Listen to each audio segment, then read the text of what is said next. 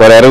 So ఏపీకి ఈ బడ్జెట్లో ఎటువంటి మేలు జరగబోతున్నాయి అన్నది మనతో వివరించడానికి టీడీపీ నేత అదేవిధంగా నర్సరావుపేట ఎంపీ అయినటువంటి లావు శ్రీకృష్ణ దేవరాయలు మనతో ఉన్నారు. వారిని అడిగి మరిన్ని వివరాలు తెలుసుకున్నాం.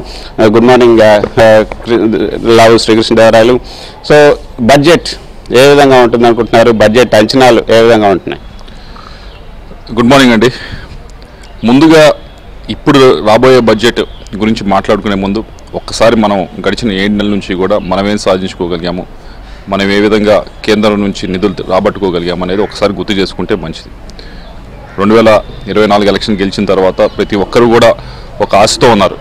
రాష్ట్రానికి కూటమి ప్రభుత్వం అధికారంలోకి వచ్చిన రాష్ట్రానికి ఏదో మంచి జరగాలి అనే ఉద్దేశంతో అందరూ కూడా ఆశతో ఉన్నారు. ఆశ నిలబెడుతూనే రీస్టార్ట్ ఏపీ, ఆగిపోయిన పనులు అన్నీ, ఆగిపోయిన డెవలప్మెంట్ అంతా మళ్ళీ రీస్టార్ట్, మళ్ళీ మొదలు పెట్టాలి అనే సంకల్పంతో ముఖ్యమంత్రి చంద్రబాబు నాయుడు గారు ముందుకు కదిలారు. అలాగే కేంద్ర ప్రభుత్వం కూడా సహకరించింది. అమరావతికి నిధులు ఇవ్వటం అయితే కానీ దాదాపు 15,000 కోట్ల దాకా ఇవ్వడం జరిగింది. మళ్ళీ హట్కో నుంచి కూడా ఇప్పించే పరిస్థితి, ఇంకో 10-11,000 కోట్లు హట్కో నుంచి కూడా ఇప్పించే పరిస్థితి, అంటే దాదాపు 25,000 కోట్లు కేంద్రం వారి మాటగా ఇప్పించే పరిస్థితి తీసుకురాగలిగాం. అలాగే పోలవరం 12,000 కోట్లు రిలీజ్ చేయించుకోగలిగాం. దాని గురించి ఊసెత్తిన వాళ్ళు లేరు, కానీ 7 నెలల్లో రిలీజ్ చేసుకోగలిగాం. అలాగే వైజాగ్ స్టీల్ ప్లాంట్ ప్రతి ఒక్కరు కూడా ఒక ఎమోషన్తో ఉంది. ఈ వైజాగ్ స్టీల్ ప్లాంట్ని మనం కాపాడుకోవాలి, మళ్ళీ నడిపించాలి. దానికి కూడా 12,000 కోట్ల రూపాయలు కేంద్ర ప్రభుత్వం నుంచి ఇప్పించి దాన్ని ముందుకు తీసుకెళ్ళడం జరిగింది. అలాగే ఇండస్ట్రియల్ నోట్స్ అయితే కానీ, ఇలా రైల్వేకి సంబంధించి కానీ వీటన్నిటినీ కూడా ఈ 7 నెలల్లో కూడా రీస్టార్ట్ ఏపీ, మళ్ళీ మొదలు పెడదాం, మళ్ళీ ప్రగతి ఆంధ్రప్రదేశ్కి తీసుకొద్దాం, మళ్ళీ అభివృద్ధిని ఆంధ్రప్రదేశ్కి తీసుకొద్దాం అని చెప్పి 7 నెలలు కృషి చేస్తాం. ఇప్పుడు ఏం ఎక్స్పెక్ట్ చేస్తూ ఉన్నాం?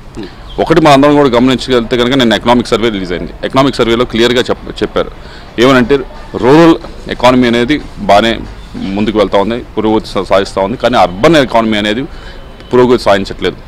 అగ్రికల్చర్ అనేది కొద్ది గొప్ప ముందుకు వెళ్తూ ఉంది, కానీ సర్వీసెస్ కానీ ఇండస్ట్రీ కానీ ముందుకు వెళ్ళట్లేదని.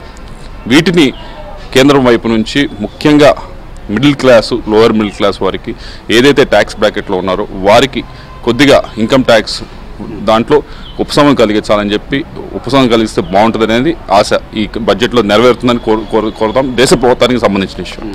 రెండోది ఎంఎస్ఎంఈ. మన రాష్ట్రం ఆంధ్రప్రదేశ్ ఇండస్ట్రియల్గా కొద్దో గొప్ప వెనకబడి ఉన్నాం. తెలంగాణ చూస్తే కనుక, ఎందుకంటే ఎక్కువ ఇండస్ట్రీ అక్కడ ఉంది. ఇక్కడ కూడా ముందుకు వెళ్ళాలి, ప్రగతి సాధించాలి, ఎక్కువ మందికి ఉద్యోగాలు రావాలంటే ఇండస్ట్రియల్గా కూడా ముందుకు వెళ్ళాలి. ఎంఎస్ఎంఈస్ ముందుకు వెళ్ళాలంటే వాటికి కూడా ఊతం ఇవ్వాలి.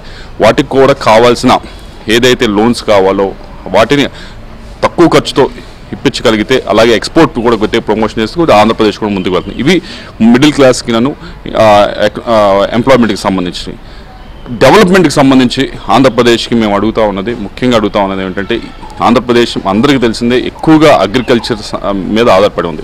ఇప్పుడు మనం పోలవరం పూర్తి తీసుకుంటా ఉన్నాం. దాన్ని ఏదైతే గోదావరి నీళ్ళు తీసుకుని వెళ్ళి పెన్నాలో పోసే కార్యక్రమం ఉందో దానికి కేంద్ర ప్రభుత్వం వైపు సహకారం అడుగుతా ఉన్నాం. బనకచర్ల ప్రాజెక్ట్, బనకచర్ల దగ్గర తీసుకుని వెళ్ళి బొల్లాపల్లి దగ్గర రిజర్వాయర్ క్రియేట్ చేసి కృష్ణా నదిని తీసుకెళ్లి బొల్లాపల్లిలో పోసి, బొల్లాపల్లి రిజర్వాయర్లో అక్కడ నుంచి బనకచర్ల దాకా తీసుకెళ్లి రాయలసీమను కూడా సస్యశ్యామలం చేయాలనేది చంద్రబాబు నాయుడు గారి కళ. దాన్ని కేంద్ర ప్రభుత్వం నుంచి అడుగుతా ఉన్నాం, మీరు సహకరించండి, చెయ్యండి. దాన్ని చేస్తే కనుక రాష్ట్రం అంతా కూడా, నిన్న కూడా మాట్లాడటం జరిగింది. నిన్న కూడా ప్రెసిడెంట్ మాట్లాడుతూ మాట్లాడారు ఏమనంటే పోలవరం గురించి మాట్లాడారు. కానీ నార్త్ ఇండియాలో ఉన్న 2 రివర్ లింకింగ్ ప్రాజెక్ట్స్ గురించి మాట్లాడారు.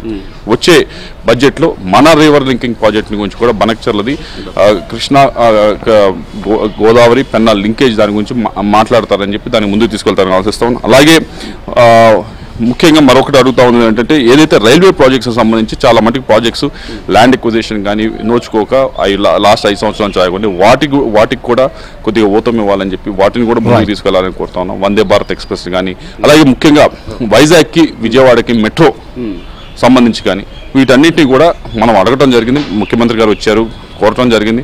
వాటిని ముందుకు తీసుకెళ్తారని చెప్పి ఈ బడ్జెట్లో ఆశిస్తాం. ఓకే, గత బడ్జెట్లో చూసుకుంటే గత 5 ఏళ్లలో అసలు ఆర్థిక విధ్వంసం జరిగింది ఆంధ్రప్రదేశ్లో అంటూ నీతి ఆయోగ్ కూడా ఒక రిపోర్ట్ ఇచ్చింది. సో ఆర్థిక విధ్వంసాన్ని సరిచేయడానికి కేంద్ర ప్రభుత్వం కూడా సహకరించే అవకాశం ఉంటుంది అనుకున్నారు.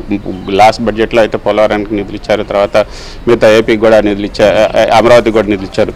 ఈసారి కూడా ఏపీని ఆదుకునే విధంగా ఈ బడ్జెట్లో కొన్ని ఉండే అవకాశం ఉంటుంది అనుకుంటున్నారు.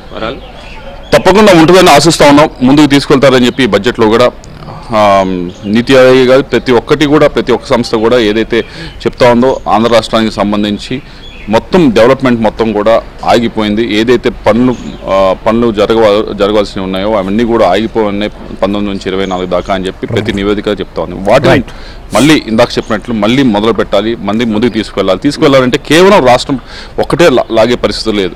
అందరికీ తెలిసిందే, మనం అందరం కూడా చూసాము విభజన తర్వాత ఏ విధంగా ఇబ్బంది పడతా ఉన్నాం అని చెప్పి, డెఫిసిట్ బడ్జెట్ ఇబ్బంది పడతా ఉన్నాం. దీనికి కేంద్ర ప్రభుత్వం సహకరిస్తేనే మనం ముందుకు వెళ్తాం. దానికి సంబంధించి ముఖ్యమంత్రి గారు ప్రధానమంత్రి గారితో ఎప్పుడు సంప్రదిస్తూనే ఉన్నారు. అలాగే ఆర్థిక మంత్రి గారితో కూడా ఇప్పుడు చూసారు 7 నెలల్లో ఎన్నిసార్లు కలిసారు ఆర్థిక మంత్రి, ఎన్నిసార్లు ఆమెను కన్విన్స్ చేశారు. 1.5కి అపాయింట్మెంట్ కూడా తీసుకొని వైజాగ్ స్టీల్ ప్లాంట్ గురించి కన్విన్స్ చేసి ఇప్పుడు సాధించుకోగలిగాం. కాబట్టి ఇవన్నీ చేయాలి అంటే కేంద్ర వైపు నుంచి సహకారం ఉంటేనే ఆంధ్ర రాష్ట్రం అనేది ఒక 10 సంవత్సరాలు వారి వైపు నుంచి సహకారం దొరికితే మనం ముందుకు వెళ్ళే అవకాశం గట్టిగా ఉంది. దానికి ఆయన వైపు నుంచి అడుగుతా ఉన్నారు, ముఖ్యమంత్రి గారి వైపు నుంచి, మా వైపు నుంచి కూడా మేము కూడా అన్ని ప్రయత్నాలు చేస్తాం. ఎటు మీ సపోర్ట్ కావాలి కాబట్టి ఎన్డీఏకి తప్పకుండా ఇస్తారని అనుకుందాం ఏపీకి.